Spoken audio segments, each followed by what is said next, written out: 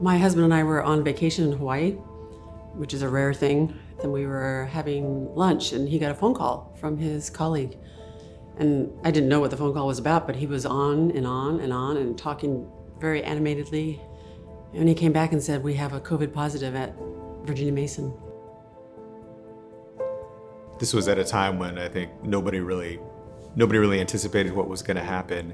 Many of us were skeptical, thought it was overblown, but clearly it wasn't.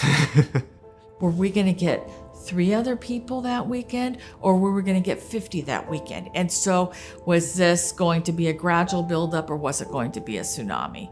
Going in and putting my PPE on for the first time and going into the room, and like, I know that there's a potentially deadly virus that this patient has. And that's when it hit me like, okay, the world has changed. This is not the way it was 2 weeks ago. I think the biggest challenge with COVID has been the lack of connection that family members get to have with these unbelievably critically ill people.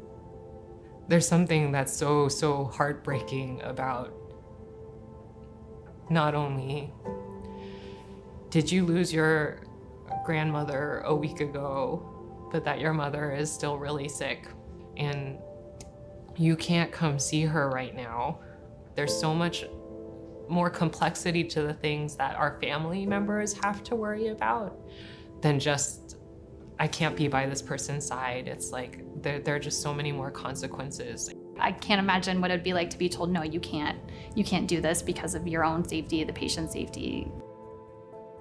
I was caring for a patient, and we'll call him Mr. A, and Mr. A was admitted with COVID-19 viral pneumonia, and he was actually doing fairly well. He was off of oxygen.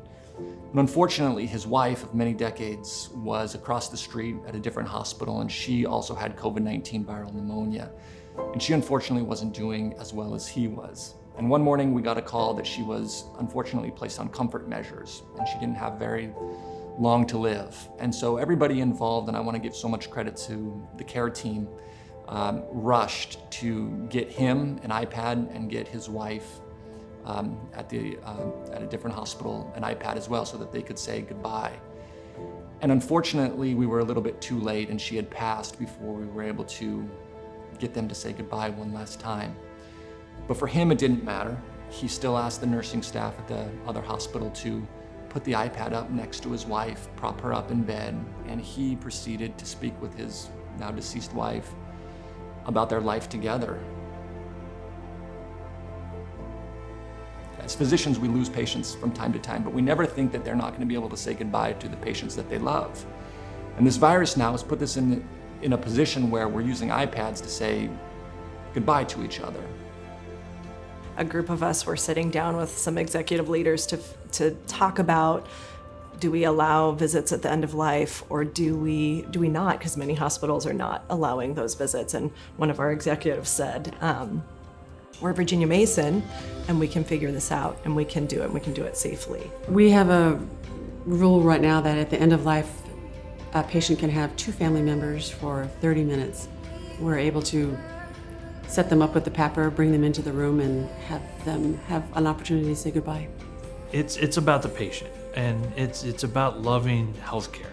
And I enjoy the fact that even though I'm a supply person, everything that comes into the hospital through me and my team is going to make somebody's life better.